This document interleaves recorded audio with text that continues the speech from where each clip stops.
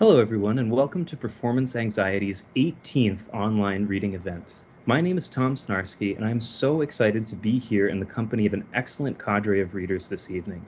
I cannot overstate how much of a dream lineup we're hearing from tonight, including quite a few world premieres of poetry and prose by folks I've admired for a long time. A quick bit of background before we get to it. In case you haven't listened in before, Performance Anxiety is an online reading series hosted via Skype, usually on the third Thursday of every month at 9 p.m. Eastern, 8 p.m. Central. At each of our events, we usually feature up to 10 readers who each have around 5 minutes to share a selection of their writing with us. Tonight we have 11 wonderful readers, my favorite number, who are here to share their poems and other writing with you, so apologies in advance for how long it's going to take to upload this liquid gold to YouTube later this evening. This many slots every month means we're always looking for readers, so if you're a poet or a writer who'd be interested in sharing your work at a future event, you are more than welcome to get in touch with us via the Performance Anxiety Twitter account, which is at PerformanceANXT, or you can DM the co-organizers directly. I'm at Tom Snarsky, TomSnarsky on Twitter and Instagram, or you can email me at tomsnarsky@gmail.com. You can also get in touch with Kristin Garth, our other co-organizer, whom I'm very excited to introduce as our first reader tonight. Kristin Garth is a pushcart, Best of the Net, and Ristling-nominated sonnet stalker. Her sonnets have stalked journals like Glass, Yes, 521, Luna Luna, and more. She's the author of 16 books of poetry, holy shit, including Pink Plastic House by Maverick Duck Press, Crow Carriage from the Hedgehog Poetry Press, Flutter, Southern Gothic Fever Dream from Twisted Press, The Meadow from APET Publications, which I got to review and it was sick, and Golden Ticket, which is available now from Roaring Junior Press. She's also the founder of Pink Plastic House, a tiny journal, and the co-founder of Performance Anxiety, this very online poetry reading series. So thanks as always for being with us tonight, Kristin. Take it away. Start this beautiful night off with poems. Okay, I'm only going to read one sonnet tonight, and then I'm going to be reading some prose that I've never read before, so that'll be exciting. But my sonnet is a Shakespearean one that I wrote for the Daily Drunk at a prompt that they had in Adam Sandler movies, and it's called Crush Me after Spanglish. I have a nightmare that I fuck the way Tia Leone does Adam Sandler in Spanglish. Like a rabid splay of flesh, few frenzied breaths, faux porn banter will fulfill some obligation. This myth feel much, but I have felt too much all my life. My dad confused me with his wife. It has made me prove to dozens more how I suffer behind bedroom doors.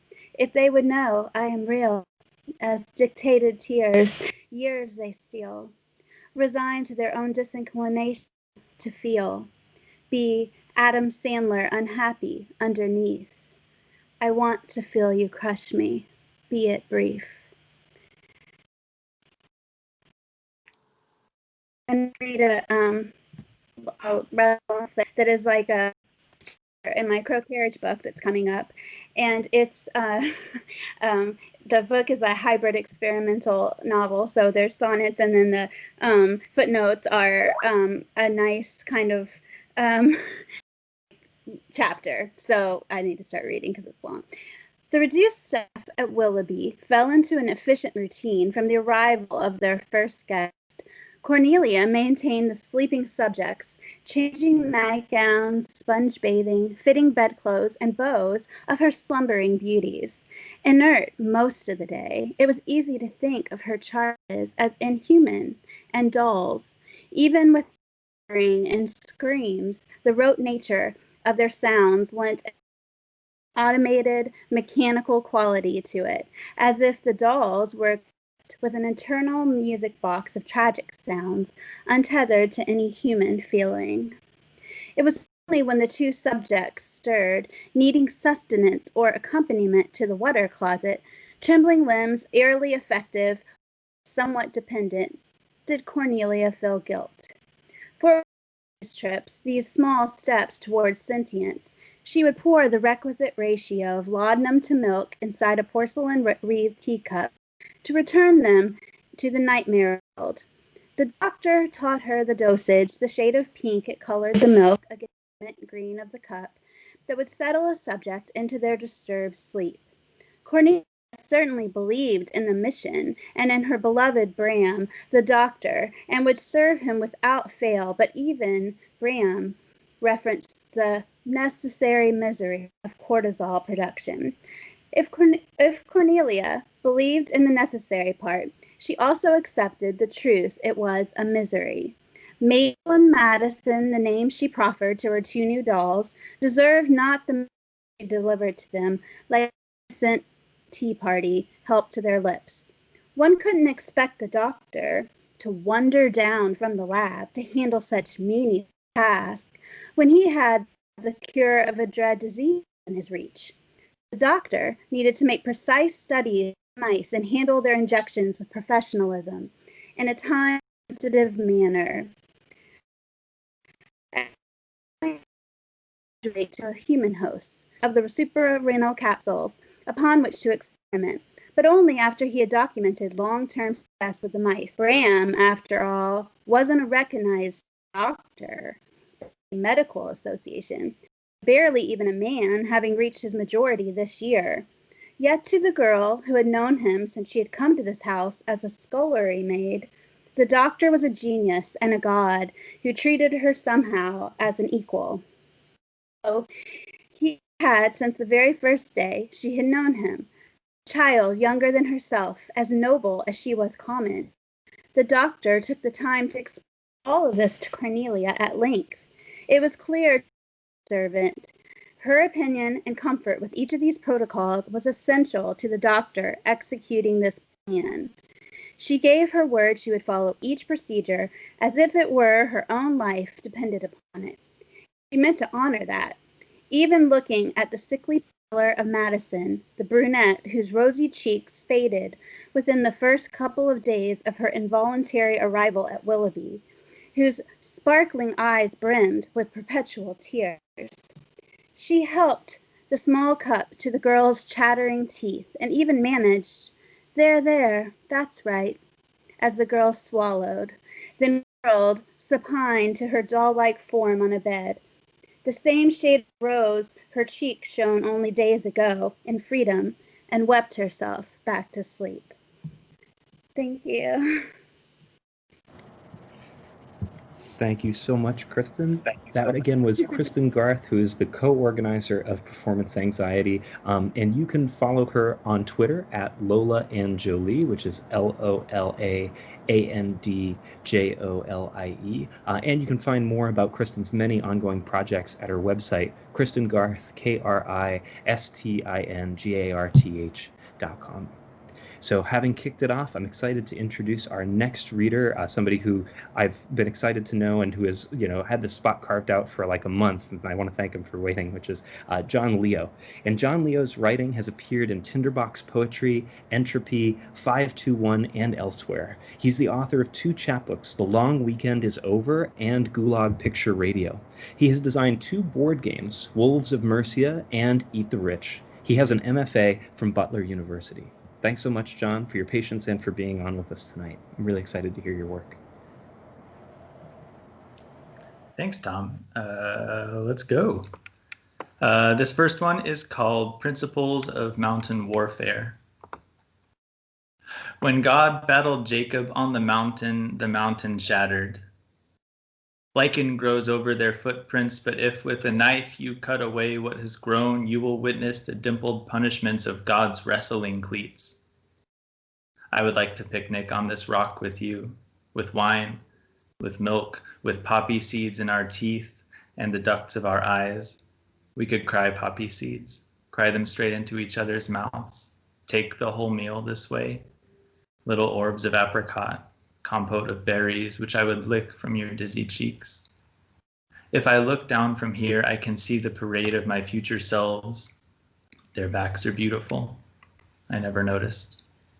The places they're going, samely as birds in murmuration, the landscape neither quiet nor loud. It's unbelievable, the trees, the tiny wars.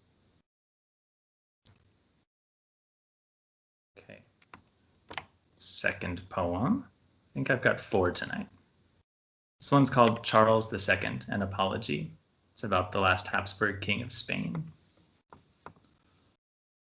By the time he died, the last Habsburg could barely lift his head. It was so full of water. His one testicle, a malignant peppercorn, chin like 2 fists, 2 wives, no sons. When it's quiet like this, I avoid imagination. I was born on a Friday morning. My mother cries too much. In a tangle of yellow sheet, 2 blind men dream of I Love Lucy and dirty porcelain. When they wake to the sound of mail trucks idling, they realize they are relieved to be in a life at all. One of them knows how to ride a horse. The other is a vegetarian and was not born blind, and so stays up some nights explaining the stars. They're like fireflies. No, they're incredible. Yes, an incredible white burning. Yes, this one always leans north. Yes, I have felt alone, but never like this. Listen. I regret all of it. Look sweetly at me. Touch my hair. I can feed myself cracked pepper. I know the color of Mars in autumn. Here, swallow this scorpion. A king is dead. This third poem is called The Goat. Now my ears are clearing.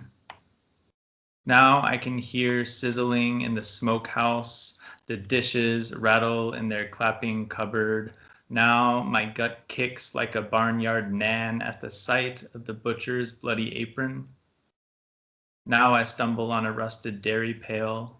Lantern light spatters in straw. Now I no longer smell fear's black milk. Now my heart is knitting. It has been 1 year. What I'm trying to say is sometimes the goat dreads the glint in her dreams, but then one day she is grateful for the grace of the blade.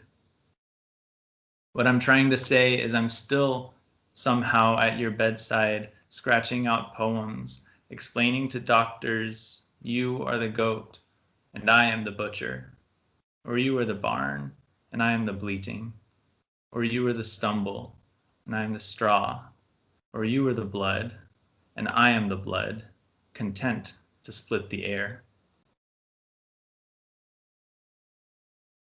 I have 1 poem left. Just like the first one, this is titled Principles of Mountain Warfare.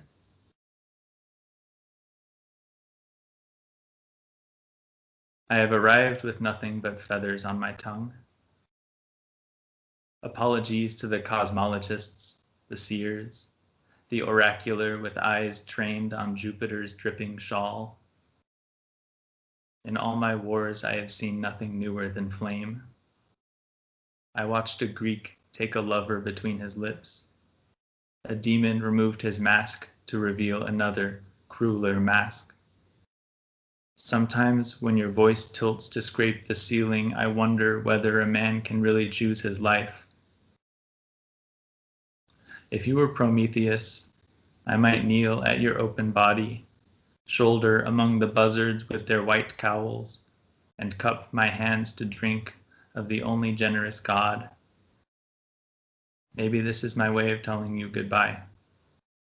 Maybe it is late summer now. Maybe all about you the forest screams with the craze and agitation of the hoplite who, racing from marathon, spoke of a war's end and died at once of grief. Thanks, guys, for having me. Appreciate that. Thank you so much, John, for those poems. They were spectacular, and that was wonderful. And that, again, was John Leo, who is on Twitter at _John Leo. And John lives in this really beautiful intersection of poetry and also board games. So I want to remind everyone that John's second game, which is called Eat the Rich, is currently on Kickstarter. So follow him on Twitter to learn more about it and support Eat the Rich, a game and a sentiment many of us, I'm sure, share. So thank you, John. And I am super excited to move on to our first prose reader, I think. of the evening, although Kristin shared a footnote with us too, which is cool.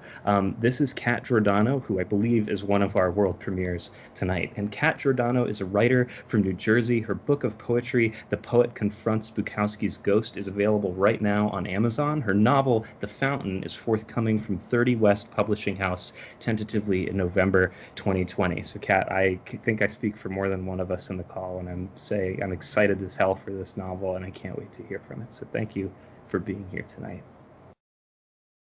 Thank you. Can everyone hear me okay? I'm worried about the audio because my air conditioner's on. Okay, cool. You sound good. So I'm having a feeling this section I'm going to read is going to go a little long, so I'm just going to give as little background as I think is necessary. The section I'm reading of my novel is kind of towards the beginning. The protagonist has just broken up with a serious long-term relationship and has just gone out with someone else, and this is the morning after waking up from that and knowing that the person she had just broken up with is going to be coming over to pick up their stuff from her apartment. So that's kind of the setup to this. The next morning, I didn't wake up so much as phase into consciousness. I'd been lying there half dressed with my eyes open for hours, my body and brain fully alert, short of their sensory functions, which had been unplugged. I wasn't particularly exhausted, somehow hardly hungover. I just wasn't convinced I'd slept at all. I got out of bed, stumbled to the bathroom to look in the mirror. To my surprise, I didn't look wiped out. My eyes weren't sunken, didn't have that up-too-late bloodshot vibe about them. Half-heartedly squeezing a small blob of toothpaste onto the brush, I couldn't help but feel like I'd gotten away with something. I'd certainly gone overboard at the park with Jay, and the hangover I deserved was nothing short of apocalyptic. And yet, brushed, rinsed, spit, splashed water on my face, something I hardly did in the mornings. I even almost considered flossing. There was no denying my mind was stuck on the events of the night before, despite my attempts to nudge it back into friendlier terrain. But I didn't feel anxious, just distant, like I had suddenly forgotten what it was like to wake up in my body, what sorts of things I usually did. My perspective had shifted such that I was a stranger to myself. When I finished the bathroom routine, I wandered into the kitchen, opening cupboards aimlessly like an actor uncommitted to the role. After some time, I managed to locate all of the materials required for a cup of coffee. As I sipped, the nature of my distraction began to reveal itself. I could suddenly recall all of these old feelings. It was always like this when I got close to new people. I could maintain a kind of detachment, a high, for days on end purely from getting to know someone new. Sometimes it happened the first time I spent time with someone, then never again, an isolated explosion. Sometimes it happened more like a slow burn. Sometimes I didn't feel it at all, and it could be assumed that the person would never reach that golden tier of closeness. A friend, maybe, but never one of the greats. I suppose the feeling was what normal people refer to as chemistry. I couldn't make it happen for just anyone, but I could speed up the process if I wanted, create the ideal conditions. There were certain situations that brought out the right moods in people and led to the right kinds of conversations. Getting lost together in a strange place was one of them. Getting drunk and talking late into the night was another. To feel this way after meeting up with Jay for the guard dog only made sense. Before that night, it had been such a long time since any of the greats had revealed themselves to me, let alone done it so quickly. With Cody, I'd never been able to make it happen, though I never stopped trying to force it.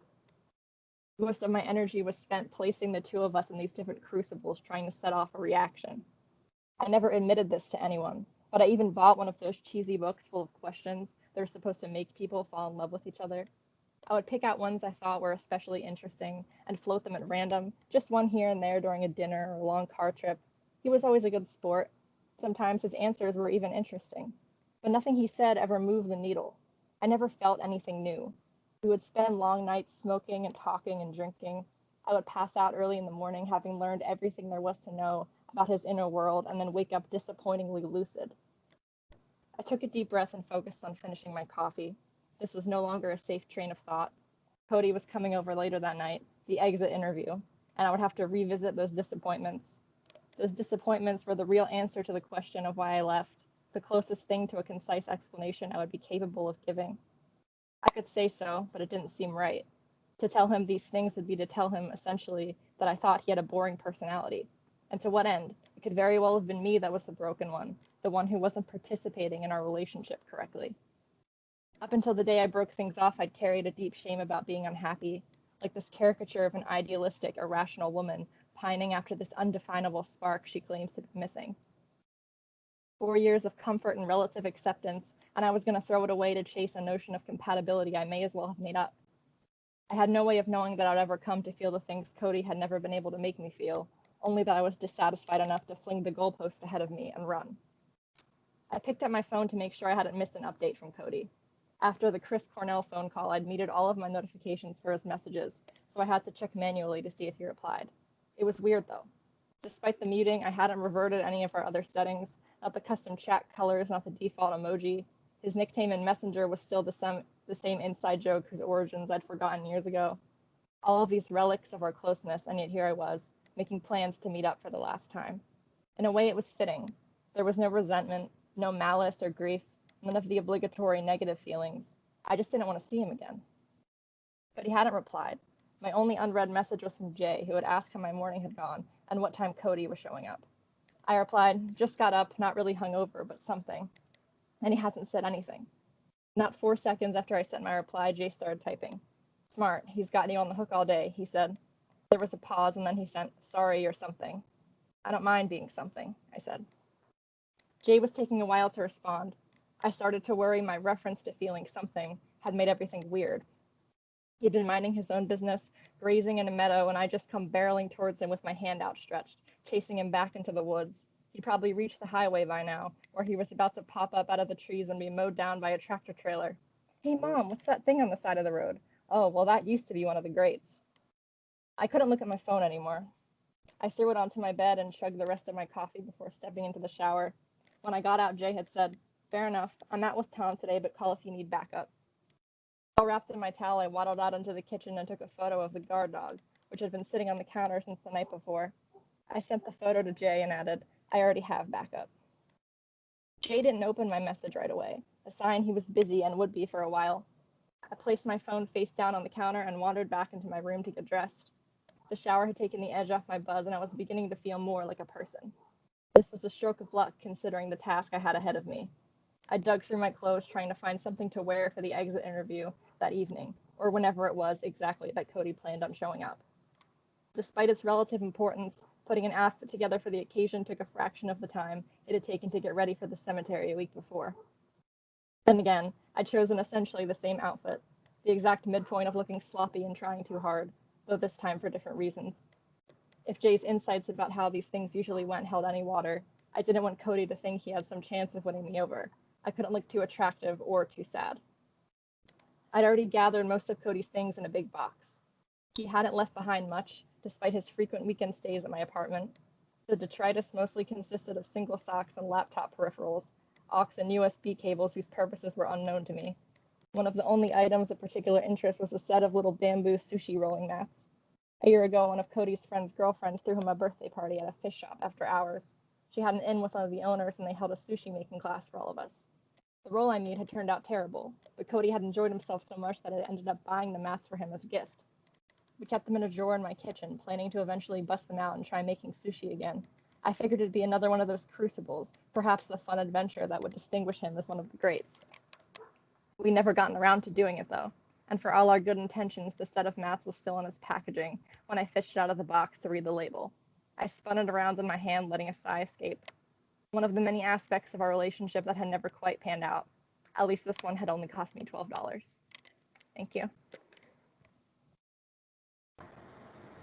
Thank you so much, Kat. That again was a world premiere, in my words, of a segment from Kat's forthcoming novel, which is called The Fountain. And that novel is coming out from 30 West Publishing House tentatively this November. And please keep tabs on that novel, pre-order that novel, experience more of that novel by following Kat on Twitter at Giordcat, which is Giordkat on Twitter and Instagram. Thanks so much, Kat, again for being with us.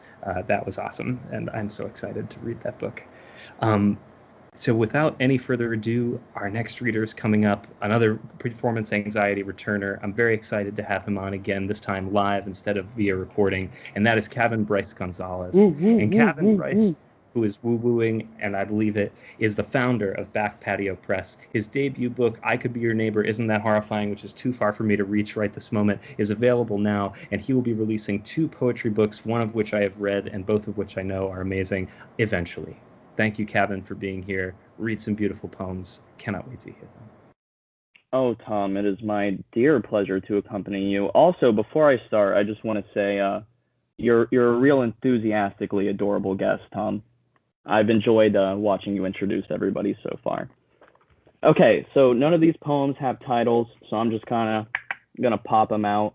The first couple are from a book titled A Completely Non-Existent Carnival, and the rest are from various manuscripts that are existing kind of in the ether of my inbox. Okay, so here I go. I'd like to be reincarnated as a salamander. That would be nice. No concept of debt, family, love, struggle, or existential dread. A blind, cave-dwelling amphibian sounds perfect. An ideal life, slithering around in the dark, building a home amongst the silverfish and centipedes, sleeping wedged between rock crevices on a bed of dew-soaked moss. Tracing my shadow on the wall with a pink marker, scribbling every memory I can recall into the negative space. There's exactly one sentence. 2 baby birds shattered on the sidewalk. Tiny chipmunks in cars, tiny birds on the beach, tiny deer filing taxes on their tiny laptops, tiny fish murdering each other with tiny knives, and a tiny squirrel in a tiny leather jacket doing a dance on my tiny, unmarked grave. I'm making a cake for the rats that live outside my house. Today is their collective birthday, possibly. These rats are very quite respectable. They have lived here their entire lives. I hope they will invite me to dance in the sewer. Everything would be better, I think, if I were a dancing rat. Anyways, the cake was vanilla. Watch me find peace in the ashes of a news channel gone static. My ankles pop like black cat firecrackers whenever I crouch. All of my food has gone foul, so I put hot sauce on everything.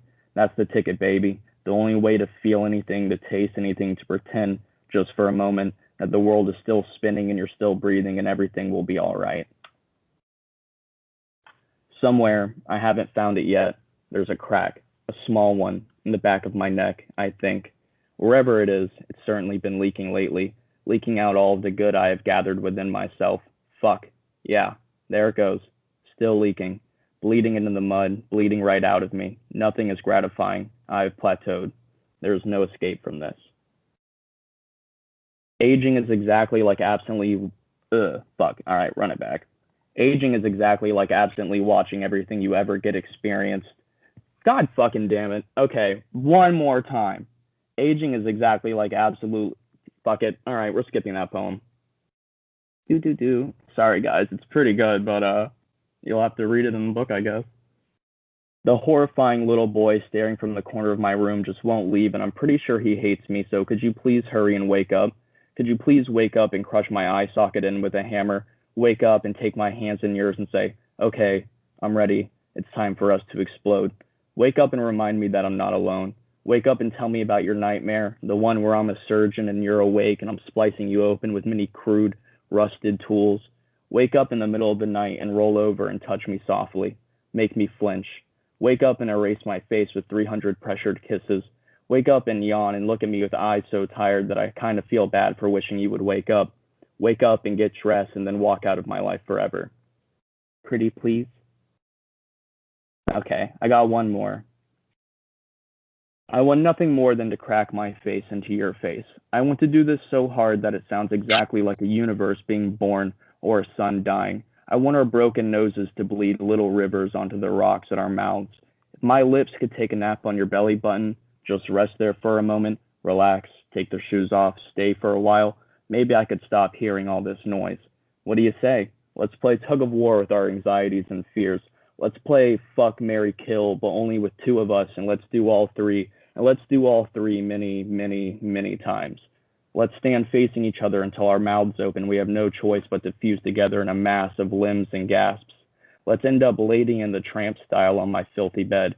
Maybe we can just stay there, you know? Just stay there forever. And I'm done. Thank you. Yes, thank you, Cavin, so much for being here. Y'all can tell why I'm so excited to have Cavin here live. That was Cavin Bryce Gonzalez, whose books of poetry are going to come into the world and maybe end it. I don't know. But when they do, you should know about them, and you can know about them if you follow Cavin on Twitter at Cavin B. Gonzalez, CavinB Gonzalez. The poetry books that you will find in the future are called A Completely Non-Existent Carnival, which I've read and which is amazing, and Escape by Means of Violent Implosion, which I cannot wait to read. Thank you again, Cavin, for being here. Those are spectacular. Thank you, Tom. Yeah. Yes, you are welcome back anytime. And I'm very excited to, have experienced the Cat Giordano, Cavin Bryce Gonzalez 1-2 punch, and then lead into a person who is representing Boston, which I can see across the bridge from me right now, which is Sarah O'Brien. And Sarah O'Brien is the founder and editor-in-chief of Boston Accent Lit. She is the author of the poetry book Shapeshifter and 3 poetry chapbooks as well. Sarah earned her MFA in writing from the University of Nebraska. She's currently working on her second poetry collection, which I also cannot wait to read. Thanks, Sarah, for coming back on to Performance Anxiety with us. Super excited to hear some work from you tonight. Thank you. This has been really fun. And there's something to a live reading. I feel like you get to know people's personalities a little bit more. So it's fun. All right. So I have 4 poems, 3 longer ones, and then a shorter one. Where the crickets crowd and music is loud and languages gather to play. I barely slept last night. There's a letter or 2 I should send bearing luckless news. I gave the book for her away to a Capricorn who fed me tequila. Oh, sorry. Something is playing on my computer. See, it's like the live reading. You can't stop it. Have you ever had time? What was that like? I'm trying to throw mine away like it isn't monumental. I mapped my moves already, depicted in composed witches, pensive on my bedroom wall. I'll walk a mile to the moon because I like the energy there. I'll sip cold brew coffee for lunch. I've been healthier of body and mind. Back when I was 4 or 5, I was really happy to be alive. I want to sing again in that key. I'll never forget you sang for me. I'll never forget my foul mood while teaching preschool, missing you. Chiding a 3-year-old for using baby words and the Scorpio boy giving me pause. Do you only know English? My dad talks German too. 9, I don't speak German. 9, I don't speak your love language because it seems I've been pigeonholed memory, which grandma says is the best gift. So if I'm your gift, then today I'll wear a bow. So if I'm a star clouded, then God make me thunder, storm. I'll not fade, saturated in ear-splitting silence. Thank you. Sorry about that weird interruption. And now this one is called Tarot Reading Upon Arrival. It was always in the cards. The final temptation before autumn's apples and my surrender to the bards. I should have guessed I'd see him twice in a single week, his toes unfurling into sand after years an absentee. This season I won't fall for that bizarre dance of lust. I eat an ice cream lustily. I'm alone again. I adore. There's another place awaiting my entrance, and it's yet unnamed, like a baby still in the womb, ancestors opining, debating. Rain woke me, or did I wake the rain? My dream self holds you in time with the start of 3-dimensional downpour. We have everything to lose so we can gain. I've given too much and I'll give more. The way love revives and nourishes. I forgive you even before I'm angry. I miss how we were on the East Shore. This poem is stitched red like W.S. Merwin was getting at in his removal of color. Argue for blue. I'd like to disagree on this. I'm a flame for sure, but are you my twin? Sparked by things like a woman's bat tattoo, another day spent remembering your movements, the way you eavesdropped on my conversations, and how I knew, how I was talking just to you. This one is another little bit of a longer one called Coloring Time. Some gift their lovers flowers. You give me a bouquet of time. You place it in my palm. Take it, do whatever you please. I cut the stems of time, offer it a vase of water. I watch as time's petals fall. I fear I'm killing it. You laugh. A crime like that, you say, shouldn't be done alone. We pack a picnic and visit an ocean. I watch a plover pluck at a crustacean. I'm thinking of becoming a color, I say. You smile like it's normal. Which color? I'm thinking of becoming yellow. I see you more as a light blue. I guess, I shrug, but people, they need me to be yellow. They need you to be you. You kiss me and I'm a lot of colors. I think about us for a while in bed before finally walking into dreams. Come morning, I miss you immediately. I'm wearing matching socks, which is uncharacteristic. They're gray with pink hearts. I consider eating something. You should eat something. You walk through the door. Yeah, okay, sure. But really, let me make you food. I decide I've seen plenty of hell to tie me over till the afterlife. I smile at time, decaying so well. Fine, feed me. I'm hungry for the taste. Okay, so this next final poem is a little bit shorter, and it's one of my newer pieces. It's called Massage My Aching Neck. Do we only love what we understand? I slept here, an overnight flight delay. People vacuumed around me while I napped on chairs, black coat concealing my body. Now I spend my birthday with strangers. I suppose I love meeting people, learning what excites them. I give advice to the O'Hare bartender. Don't let that friend move in with you. I say this intuitively knowing she'll let him move in anyway. I ask about their connection. She says it isn't like that. Nothing romantic, but she looks away as she says it. I'm open to the magic of a tequila shot with Adam. Sometimes we want to talk about the person we love, even to beings we don't know. I've brought temporary salvation to many men. The boy beside me on flight 1975 wears his mask, except when sipping water. Brown eyes. I give him a stone, he gives me sacred geometry. We leave each other a little less lonely. All right, that's it. Thank you. Have a good night, everyone.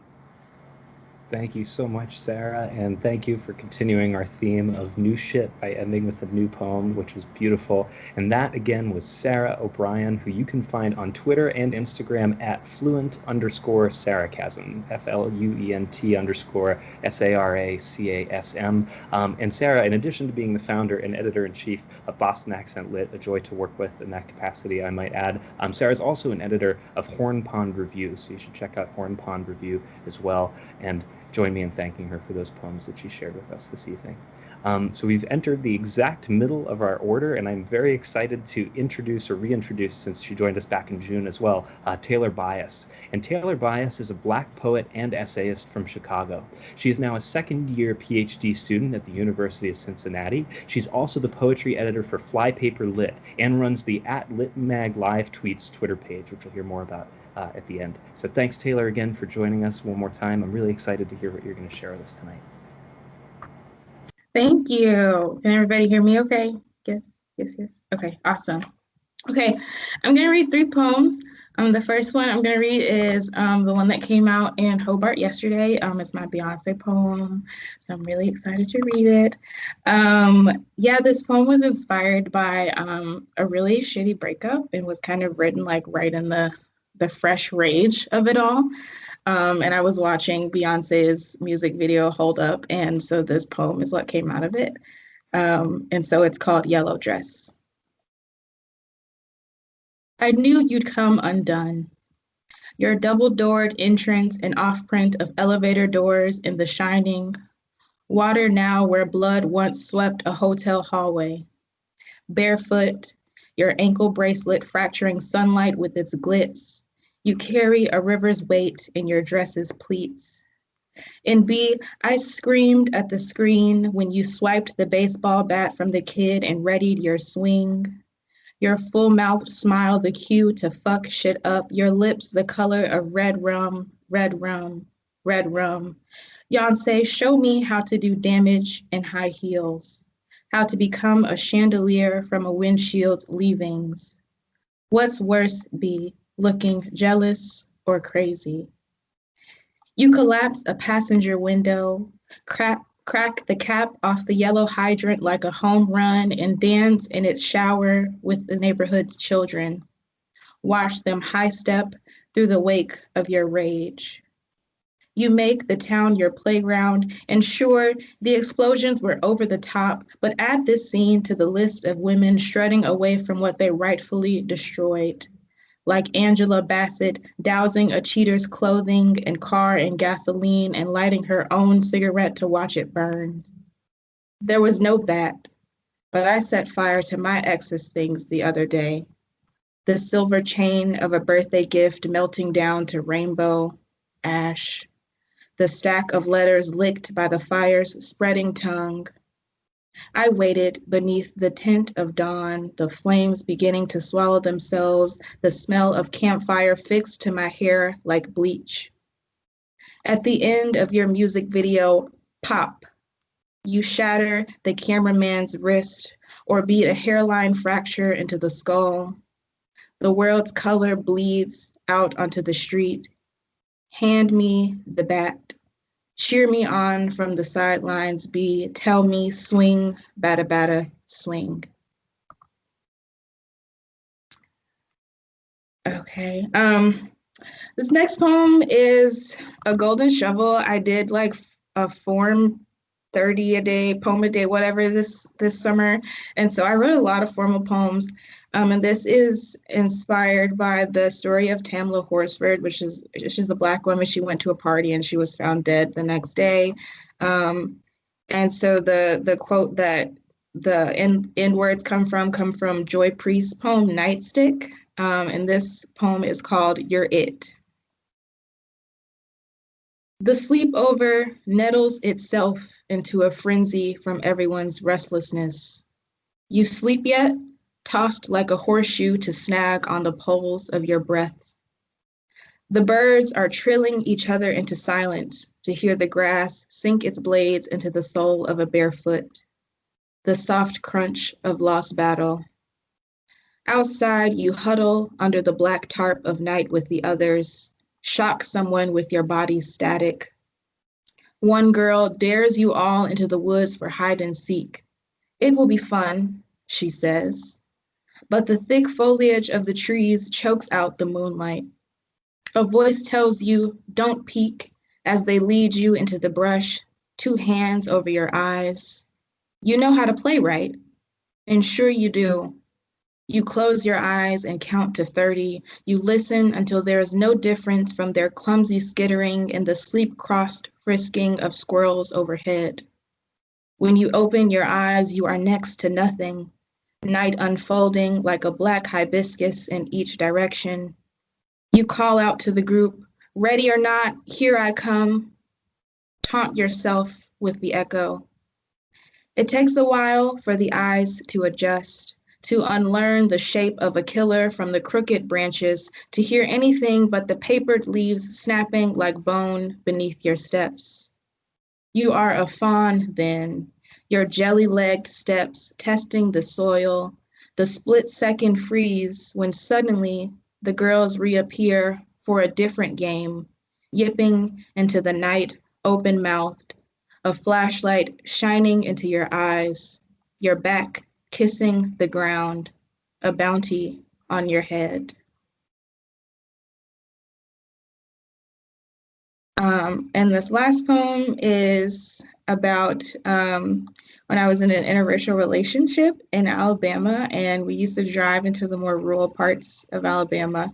And so this poem is called, it's a pantoum, and it's called The Black Girl Comes to Dinner.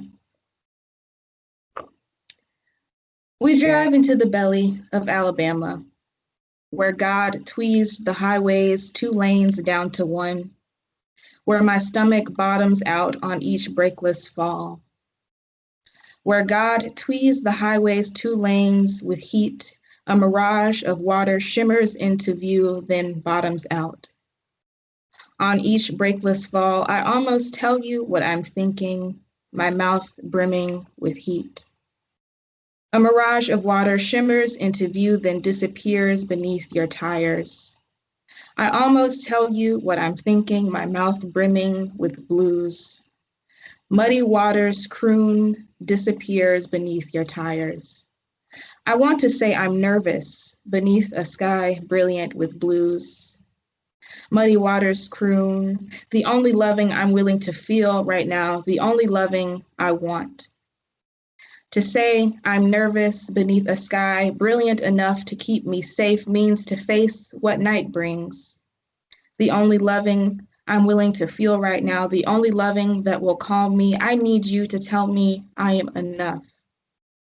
To keep me safe means to face what night brings to the Black girl in a sundown town. That will calm me. I need you to tell me I am safe, that they will love me, that the night will not give fire to the Black girl in a sundown town. Your grandmother folds me into her arms, and I try to feel safe. That they will love me, that the night will not give fire are mantras to repeat as your grandmother folds me into her arms. And I try to feel grateful. But get home before it's too late and watch out for the flags, our mantras to repeat as we drive into the belly of Alabama. Thank you. Thank you so much. Thank you so much, Taylor, for that beautiful poem and for the, just incredible work that you do across poetry, Twitter, and beyond. That was Taylor Byas, who you can follow on Twitter at TaylorByas3, TaylorByas3. And then in addition to being an awesome poet in her own right, Taylor also has an amazing initiative called Litmag Live Tweets, which is at Litmag, Litmeg, live tweet, Livetweet. And it's a Twitter page that live tweets issues of new magazines. It does miniature reviews of writers' work inside the issues. So thank you so much for calling attention to the beautiful work that's happening in the world and for contributing to it. We're always excited to hear your poems. And this is now, we're entering the latter half of our reading order, which is like kind of sad, or it would be if you weren't about to hear an incredible 5 poets in a row. We're going to blow the lid off this thing. And the first of those is Brendan Joyce. And Brendan Joyce is an unemployed worker from Cleveland, Ohio, needs no other introduction. I'm super excited to have you on, Brendan. Thanks for being here. Hey, what's going on? Is it okay if I do it without a video? Absolutely. Or am I robbing you? Okay, cool. So I'm reading from Love and Solidarity. I'm reading from the 3rd section. If you happen to get unemployment insurance, the book I released on May 1st, this is from a 3rd section that I've added to it, and I'm now releasing it as Love and Solidarity on September 3rd. Yeah, everything I'm reading is from there, and it comes out in 2 weeks. I'm super fucking nervous. So yeah, let's just start. Oh, also thanks everybody. Thanks Tom. Thanks Kristin. Thanks to these amazing readers. Taylor was fucking amazing. All right. So I'll just start. Sobriety as a politics means you can stop everything now. Sobriety as a practice means moisturizing my toes on the porch, watching the sparrows bathe with tender, perfect flick in the air conditioner drip, while the state conducts a fraud investigation into these scenes. The state does not know how to mourn or rejoice only when it is safe or when it is scared. I'm rejoicing in a new apparatus. The pitiless pigs pick yesterday's narrative coding to sleep in. A crack lighter clicked in a thicket in some sunburnt suburb, time traveled into its solipsistic sequel. Prerequisite restaurants hallucinated a busboy, and I stumbled onto stage. Mind spent on unmaking midnight feels like brunch at 1 p.m., a buttered body stumbling around someone else's Sunday. Sobriety as a politics means you can stop everything now. My theory of power is you can make a funeral out of anywhere. My persona is perfect for dissemination through the state's privatized system of surveillance. My theory of power is the funeral is everywhere. My boss calls this a personal problem. My prose poem is the perfect size for mass surveillance. These poems are maps that need burning. My theory of power is the funeral has no borders. The pyre doesn't stop or start. My persona's poem is a theory of power. Let the state surveil its funeral. What's the difference? This one's for Steele. It's from talking about the weather in Love and Solidarity. So a lot of y'all have seen it already. Of course, I want to live in the world of ideas, unencumbered by the velocity of objects and the strange equations of the body. My mom's new hip cost her more than her house. Of course, I want to disappear into the safety of the subjunctive, lay my body down into language, slip into its warm bath after a busy shift. Of course, I want to unionize my job as the stagehand to this grief. Of course, I want to be excellent at aestheticizing this carnage. Of course, I want to love you with few distractions. But listen, there's no such thing as love as long as the ruling class lives.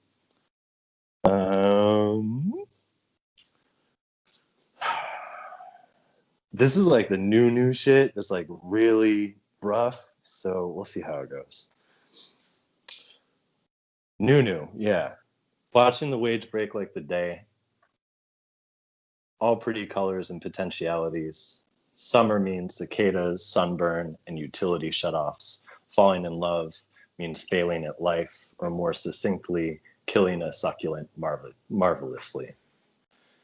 In these new dramatic conditions, we start planning what to make for breakfast. Avocado and egg on my pants means, unfortunately, the commodity lived.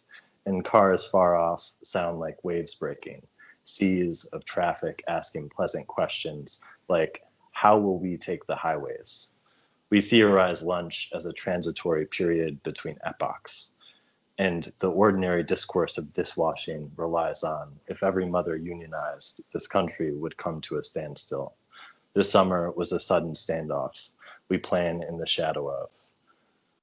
When backyards and patios and gardens, and this breeze lifting this house out the doldrums in July, and even the sky, painting itself heartbreak, which also is, orange of streetlights flirting with foliage, and the canopy a fistfight of mating birds, are all a well-placed concession. How do we plan dinner? In a different summer, this would be River Ballad, coming out the winter with a fistful of singles, wrapped in beach towel draped in sand, some sort of citrus and spring mix, letting strangers examine a sunburn, returning furiously to a stolen bike. Listen to me sounding like a poet of soft hands, like a tour guide in a sleepy beach town. Every other summer, there would be overwork, no rebellion, and most importantly, it would be the enemy. Oh, I get it. Sudden summer something. Punch-drunk plunder and flight, puncturing Odark 100 sky. Arsons everywhere, no arsonists in sight. After the action, the agency says I, and everything after that they claim is an accident of time. Can I get a time check? Do I have like 1 more minute? Read another one. That's the time check. Okay, this is gonna be a little long. Thanks. It's called On Derelict Paradise. It is about a book called Derelict Paradise that was written by Daniel Kerr that everybody should read. It's about houseless people organizing over the last 100 years in Cleveland. Rotten Christmas tree on public square. We did this in Cleveland. Mayor's address, nonprofit administrators, extinct precinct instincts, Politburo via everything burning, trouser holes, septic boots, and rotting turkeys. Sadie Van Veen's children crying out for bread. 10,000 of them march on City Hall, March 6, 1930. She took city council by force and held her own hearing, unhoused, unemployed, and unfuckwithable. We did this in Cleveland. 100,000 on Public Square, May Day 1919, nothing short of a century. We did this in Cleveland. May 30th, 2020, 1,000 humans versus 43 pigs at county jail. We did this in Cleveland. 1983, Ohio Department of Jobs and Family Services, Linda Stamm, Council of Unemployed Workers. We can do it anywhere. Roberta Steinbacher, we can get her fired anywhere. Landlords burn a neighborhood off a map and write it off on their taxes. Tenants do it and landlords burn it out of the textbooks. We'll do it anyways. This really happened. 20,000 leagues of unemployed. We can do it anytime, anywhere. It's fire started by the starving. There's no other way out. 1877, Cleveland, the strike riots and the papers claim outside mixed in with the crowd. There is no one outside of us. This will always happen. They started with ever since the war like it ended. They start with a pandemic or a knee or a tower burning. In two directions. It doesn't matter. They can't reinvent their symbology. 1877, the strike rioted and they reformed the charities into a single organized armed apparatus that now we call the state. This really happened. They only have the one language. 1968, Cleveland, Fred Evans, we can do it anywhere. He only had 22 22s. We can do it with anything. He fired on pig surveillance. They killed 3. Then the pigs organized. They do that every time. Don't pay taxes. Pay attention. Before, he was a revolutionary. He was a genius at laundering the state's money. Study theft. It's their whole game. Study eviction. It's the powder keg. We can do it anywhere. Don't make lists. Don't make names. Get a storefront somewhere. Somewhere visible. Make a show. When the crowd is ready, be ready. Don't hold the future back from burning down the past. 1930, Cleveland, the communists were too organized. They were easy to find. Don't let this happen again. The owners feared an insurrection. They were right. May 1930, Secret Council of 7 invents the original blacklist. They got armed. We got armed. It is happening again. What has happened will always happen. June 2020, military curfew. Tony and Bobby George hire private investigators to identify outside agitators and protect their flagship restaurant. They do this in Cleveland. Make no group, make no affiliation, just fire in the night, no map. Maps are enemies. Escalation charts are cop language for history. Spontaneous is another way of saying poor, black, or organized. Spontaneity is the language of summer getaways, not getaway drivers. Every day is a heist when the money stops. Every day is a movie. They won't show in theaters. Judas's lips will be soft, and maybe he was right. No demands, no negotiations, just this whole map burning. All right, thanks everybody. Holy good goddamn, that was Brendan Joyce who just knocked this shit out of the park, because that again was Brendan Joyce. I don't even know what to say at this point, but he is on Twitter at Nice Try Officer, NICETRYOFFICER. And Brendan is one part of Grieveland, or Grieveland as I've taken to call it, which is a Cleveland-based poetry collective, and they have some amazing books, and they are findable at grieveland.com, grieveland.com. And in Brendan's words, buy our books or we'll beat your ass. And I back them up on that, because we are very excited to hear from the next representative of Grieveland, who is joining us for the first time again since June, Cavin Latimer. And Cavin Latimer is a poet and playwright from Cleveland, Ohio. He's the founder and co-editor-in-chief of Barnhouse and co-organizer of Grieveland, a poetry book project. His plays have been produced by Convergence Continuum, and recent poems can be found in Jubilat, Poetry Northwest, Passages North, Hobart, and elsewhere. Kevin, thank you for continuing the Cleveland rep and for blowing us away with what you're going to read.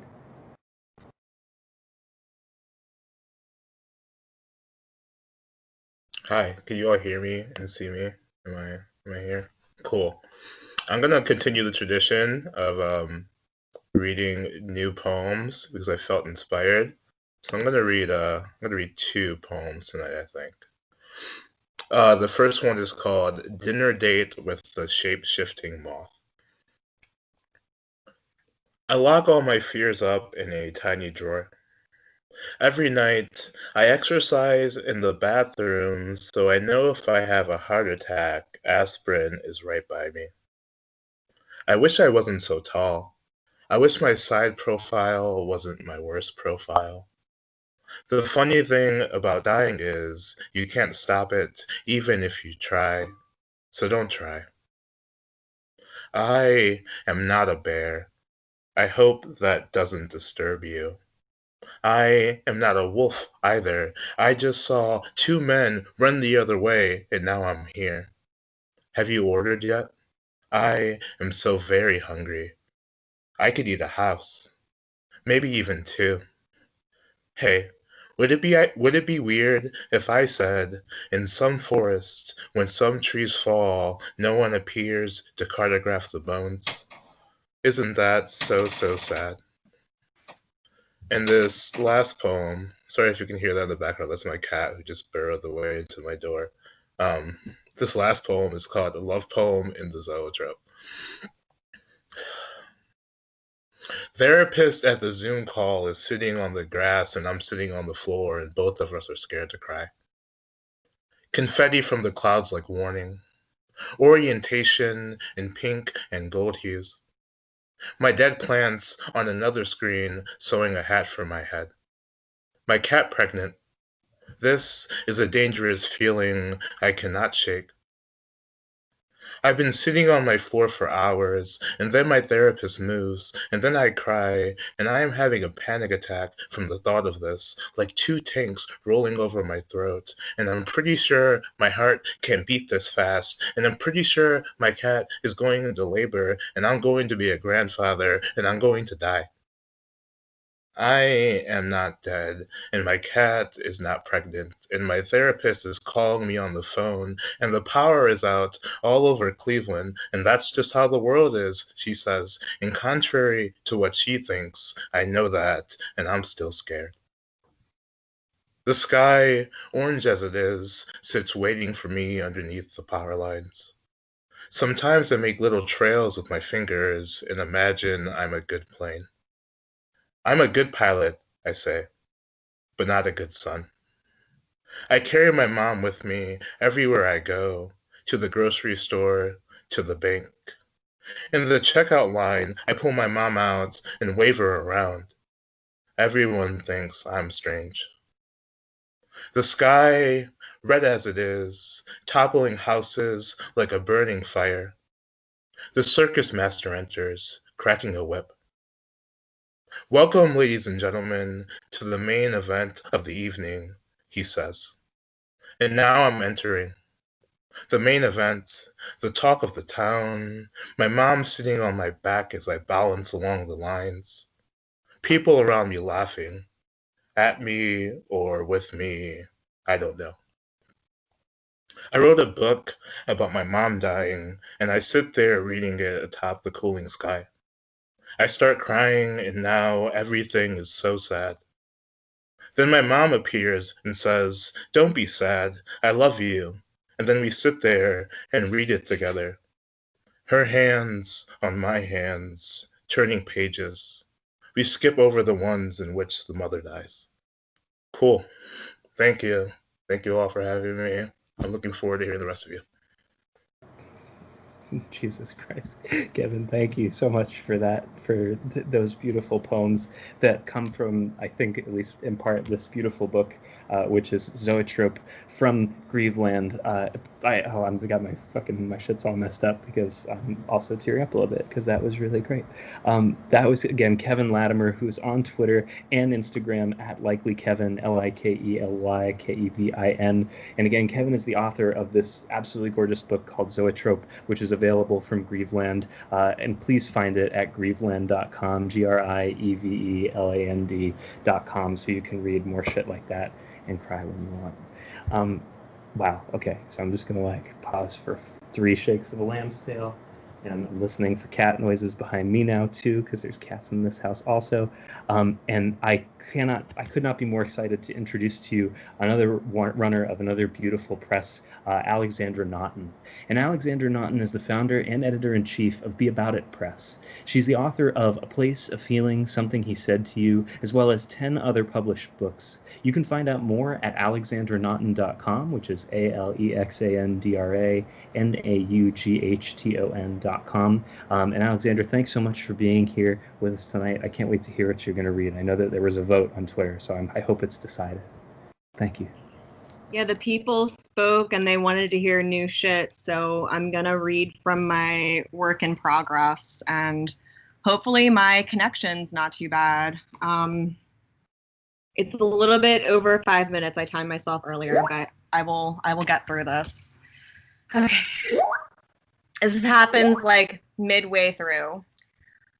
Our main character leaves the freezer aisle to buy the cake, the fruit, and a kombucha that she pulls from the beverage cooler near the cashier stand. All right, so I'll definitely be seeing you soon. I'm about to check out, she tells her old friend over the phone. I can't believe they're playing Elliott Smith in here. Are they playing Miss Misery or that other one, her old friend says. It's the one that goes, for someone half as smart, you'd be a work of art. Oh, I hate that one, her old friend says. I kind of like it, but I hate it right now, our main character says. Okay, I don't want to be rude to the cashier, so I'm going to hang up. Thanks for talking to me. For sure, her old friend says. Call me later if you want. Enjoy your muffins, our main character says, and she puts her items on the conveyor belt and checks out. She bags the kombucha and fruit in a paper bag and carries the cake with her other hand. She walks to a picnic table outside the store to sit down. Did he really think I was going to stand him up? She wonders. Maybe this really is all a game, but what would the point of it even? She takes the bottle of kombucha out of the grocery bag and opens it, taking a sip. She takes a deep breath and exhales. She feels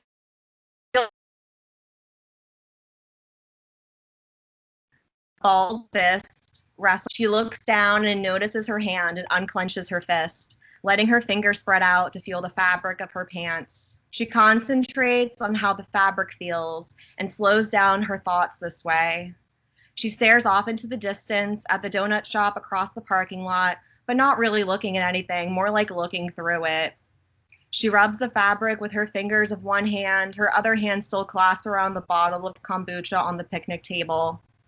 She lets go of the bottle and lets her hand fall on the table. She relaxes her arm muscles, rolls her shoulders back and stretches her neck, rolling her head back and around. She breathes in deeply and out again and makes sure she keeps breathing.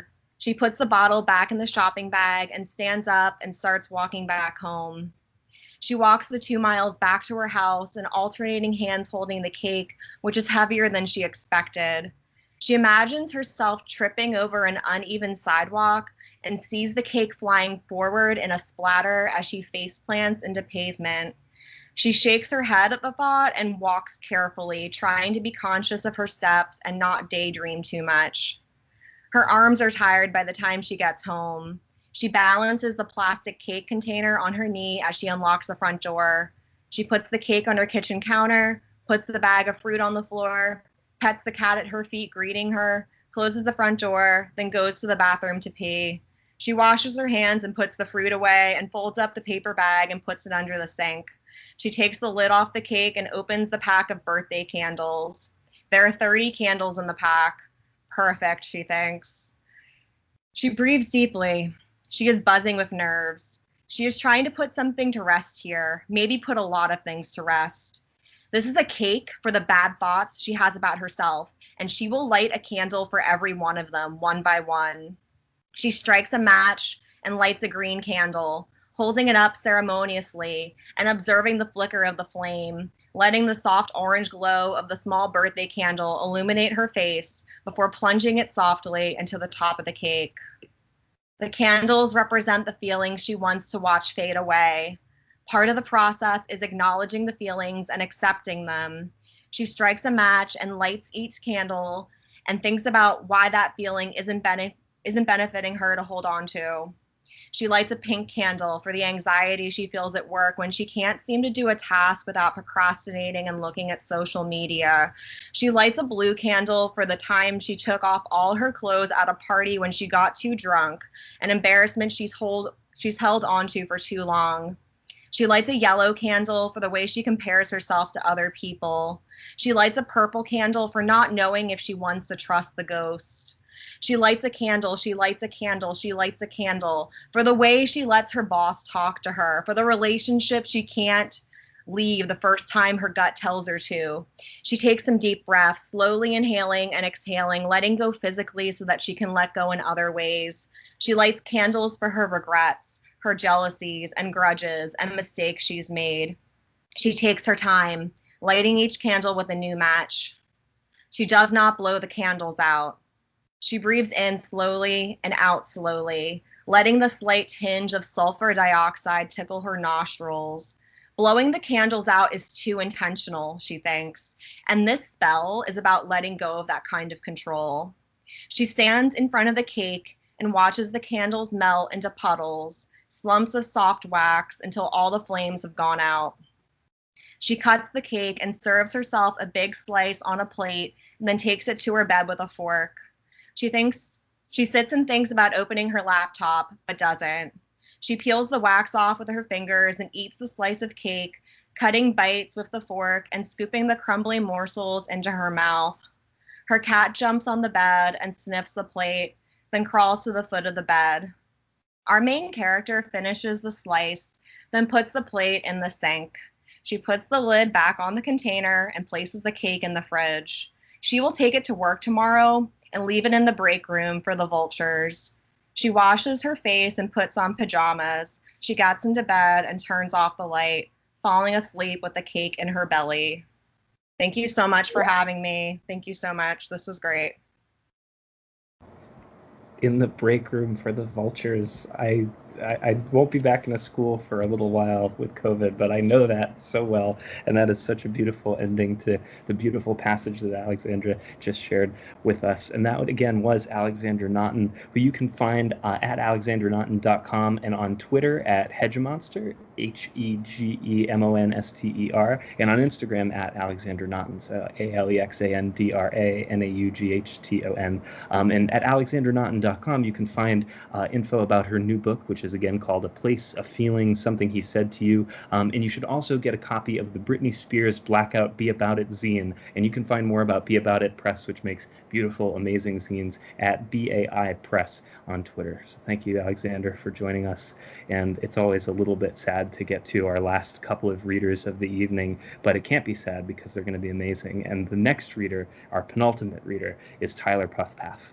And Tyler is the author of A Quarter Life. Tyler's work has appeared or is forthcoming in Torrid Literature Journal, Havoc, Karate, Perhappened, Emerge Literary Journal, The Daily Drunk Mag, Kristin's very own Poke, and it has been anthologized in Poetry Diversified 2019. Thanks, Tyler, for being with us tonight, and I'm very excited for you to help us take it home.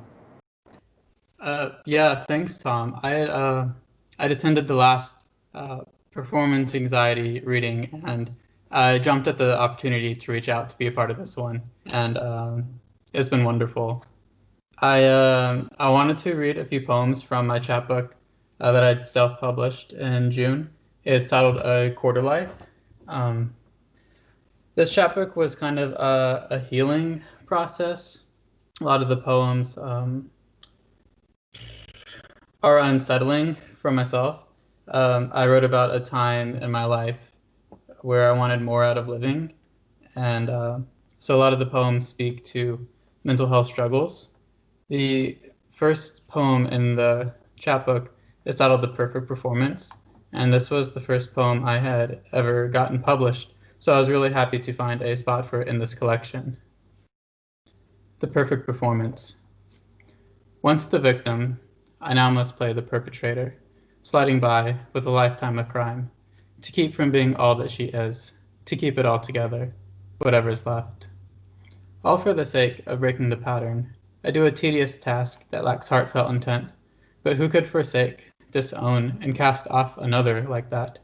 Not I, and so we are opposites as night is today, and it makes me feel no better doing the right thing, because I will always remember how her words cut so sharp every evening just after 4, the broken promises that left her with less than a Vietnamese dong, the burnt bridges, billowing in smoke, choking me everywhere I went.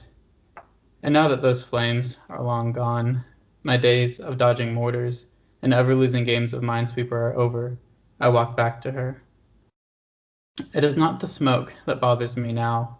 It is the ash and rubble of her errors that have stained my feet, the lingering ambers wandering for something else to ignite.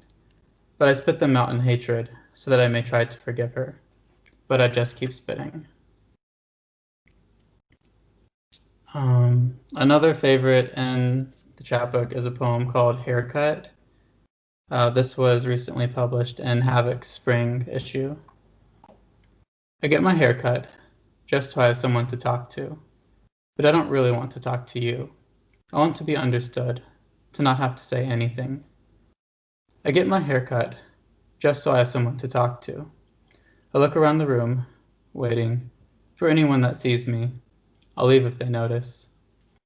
I get my hair cut just so I have someone to talk to. But they just want to do the works. Everyone is fake happy. I get my hair cut just so I have someone to talk to. But they offer to put gel in my hair instead and shave my sideburns. I can cry if I pay for shampoo. I go out sometimes, nursing a weakened subconscious. I say sun, air, people, smiles will make you feel better. Let the good reverberate within you. Make it last. I tuck myself away, no longer in pain, but equal to it. The hairdresser thinking the tip meant I was satisfied with the haircut, but I couldn't care less about my hair. I'm gonna read one more from this chapbook. Okay, this one, the title goes into the poem. Tatted up on the fridge, underneath the scribbles, desperately trying to recall how to sleep. The tile freezing, as if you're in the center of a never-ending Antarctic. Its polar ice piercing, but you can't feel it, just as numb as everyone else. You see your reflection, mirrored against the oven's glass, a replica at best, to remind you of what once was, prompting another drink. Preserved there, catatonic, receding into the world's shimmering Antarctic, you realize the problem wasn't that you didn't feel anything at all, but rather that you felt too much. And since I had finished this chapbook, which took the majority of, well, I guess, I don't know, this year, I had started writing these really romance-esque relationship-y poems. They're coming out two ways, really short and contained, and then others are really prosy and long. One of them was just published in Pope Christian's new Journal of Kink and Erotic Writing.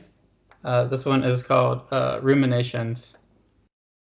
I'm familiar with the dry Texas heat advisory, the instant burn of August.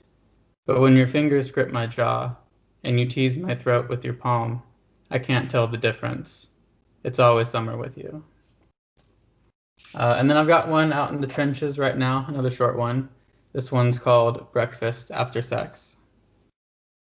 Waffles dressed up from the orange sap that eschews the bark of a maple tree in spring. This is the period when the deciduous walnut sprinkles the plates of Saturday mornings. Why do these breakfasts only come in seasons, too short to grow old, a yearly recursion? Why do we inhale the plate, taking it for granted? Why does it feel like I'm dating again? And that's all I had prepared. Thanks.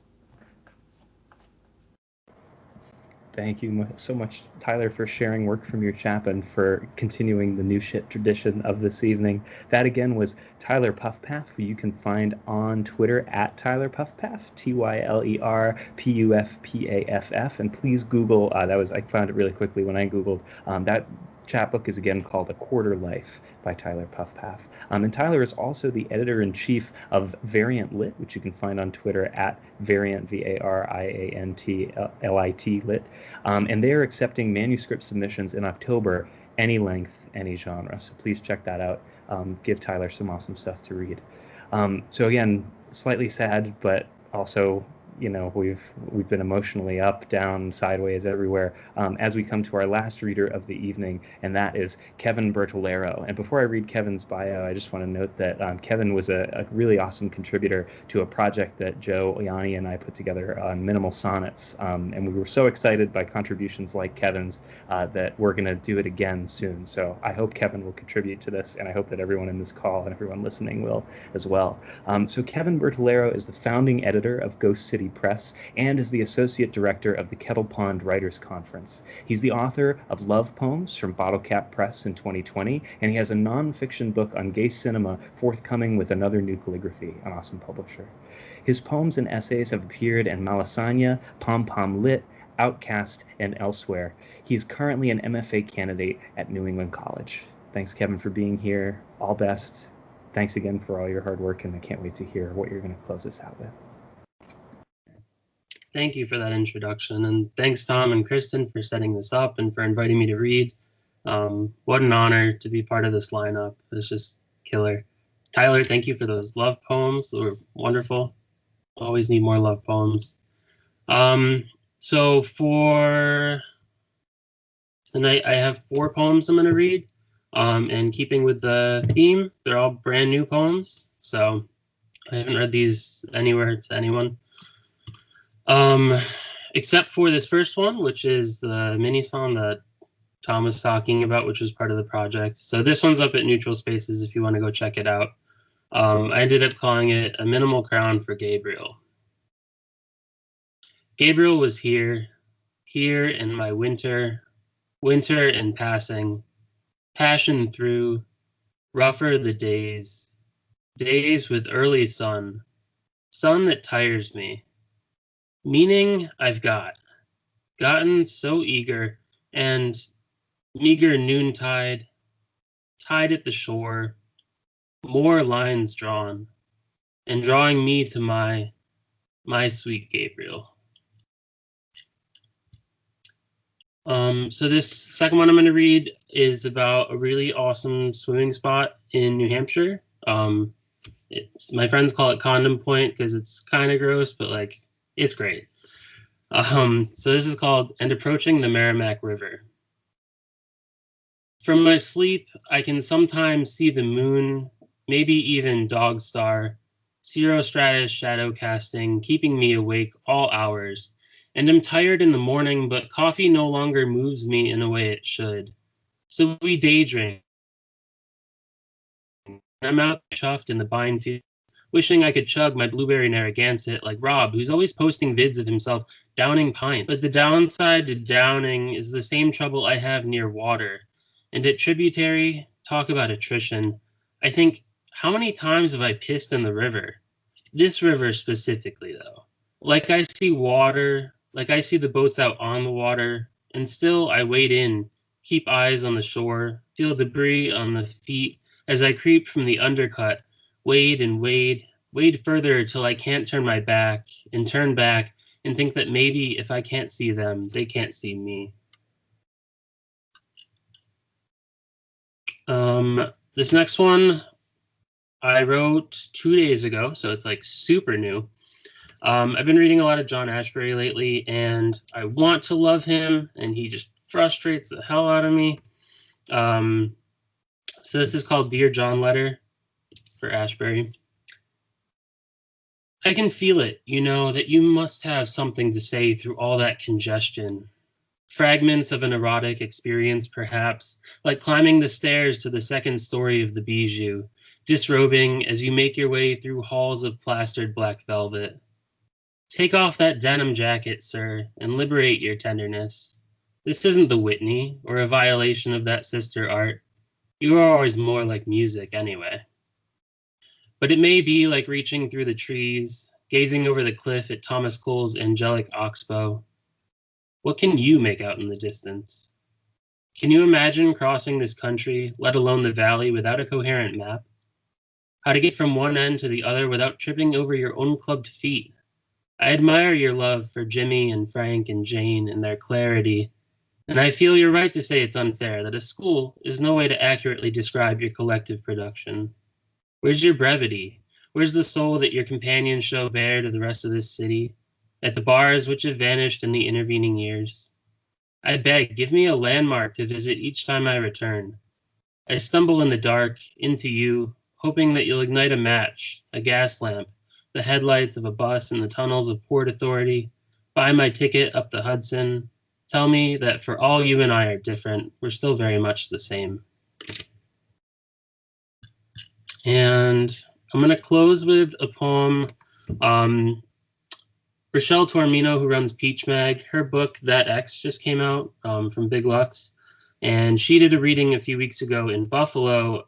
It was a drive-in, and she like read them on her phone, and they played on the radio, which was super cool. But it was at the Penn-Dixie Fossil Park, and you could like go hunt for fossils after. Very cool place. So this one's called At the Penn-Dixie Fossil Park, and it's for my friend Dana. Searching mud cracks for trilobites, we pick up pieces of colored glass, solitary horn corals, their rectums. Can't help but to make a gay joke and to wonder we must be the last to dig for something so obsolete. Or at Hamburg Beach when we remove our socks and you dust me with the sticky night sand. How archaic a feeling to think that this could maybe become my city too. I'm always of two hearts. Or that we could wander into Lake Erie and see who can swim the farthest. But of course you'd win on home turf. Lovely boy, gone out with the moon, to see the lights by the falls on the skyline, three bodies in silhouette as we spill backwards and stare at the mess of clouds. Someday we'll hike deep in the gorge, but in small hours I kiss you once more, need to leave, and upon reaching city limits, find myself now alone on the road, ready to adopt a poet, red eyes hanging low over the Buffalo Highway. Thanks again.